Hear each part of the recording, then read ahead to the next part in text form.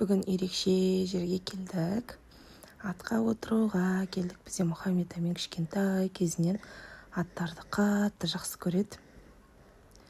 Сон бүгін қатты қуанып тұр. Бірінші Нұрбол бір рет айналып келді. Нұрбол өзі 2 рет па келген екен атқа отыруға. Енді балаларды жиі апарып тұрамыз деп отырмыз. Сәлсәбел кетті. Сәлсәбел, мен атқа ғашық болдым, күшті ғой деп келді ғой. Атқа отырудың енді пайдасы көп қой. Біз балаларға сол атқа отырып, аттың құлағында ойнау деген бар ғой.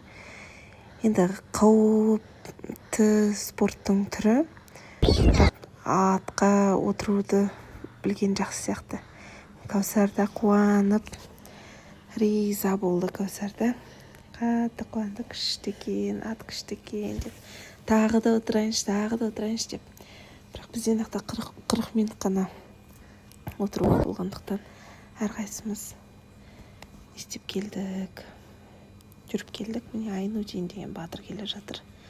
Айнудинде атқа тағы отырам деп қуанып, мәз болып, күшті екен деп. Сөйтті ғой. Бізде Астананың аспаны мен атта отырған балалармен күшті болды. Менде бір рет айналып келдік. Атқа отырып. Одан кейін Мұхаммед Амин шабам деп отырып. Видеодан көргендерді ма шабам деп қойды ғой. Сол да мәз болып. Солай атқа отырып кеттік.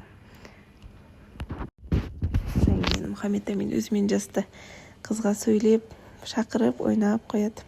Одан кейін осындай 6 бақан бар екен. Сол 6 бақанға кішкене ойнап қайттық.